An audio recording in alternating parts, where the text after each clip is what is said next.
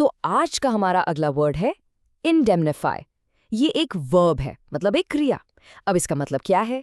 बिल्कुल सिंपल शब्दों में इसका मतलब है किसी के नुकसान की भरपाई करना। समझो अगर किसी का कोई लॉस हो गया तो उसकी पेमेंट करना, या फिर किसी को उसके एक्शंस की लीगल रिस्पॉन्सिबिलिटी से सिक्योर करना, मतलब बचाना। थोड़ा कंफ्यूजिंग लग रहा है? चिंता मत करो, चलो कुछ एग्जाम्पल्स देखते हैं, बिल्कुल क्लियर हो जाएगा।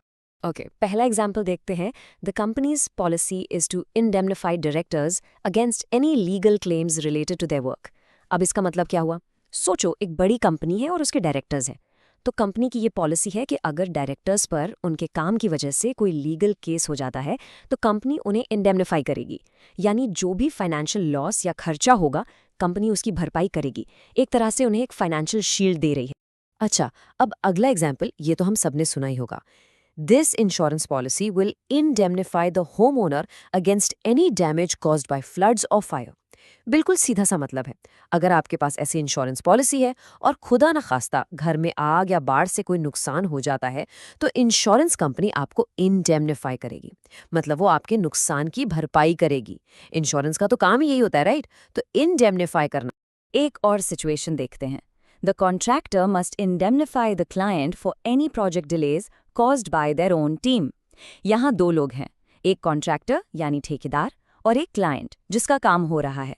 तो ये सेंटेंस कह रहा है कि अगर कॉन्ट्रैक्टर की टीम की गलती से प्रोजेक्ट लेट हो जाता है तो उस डिले से क्लाइंट को जो भी नुकसान होगा उसकी भरपाई कॉन्ट्रैक्टर को करनी पड़ेगी।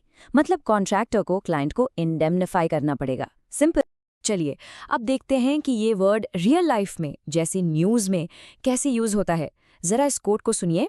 The government announced it would indemnify farmers for crop losses due to the unexpected drought.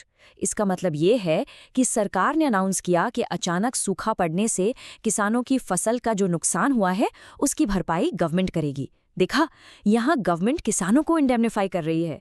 तो ये वर्ड बड़े स्केल पर भी यूज होता है। तो अब आप इंडेमनिफाई का मतलब तो समझ ही गए होंगे।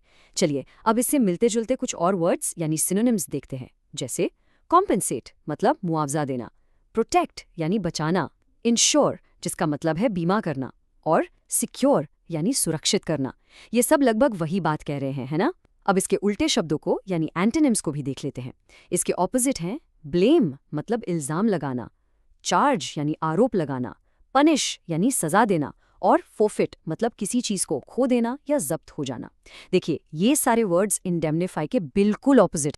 बस आज के लिए इतना ही, मिलते हैं नेक्स्ट वीडियो में। Happy learning, bye bye.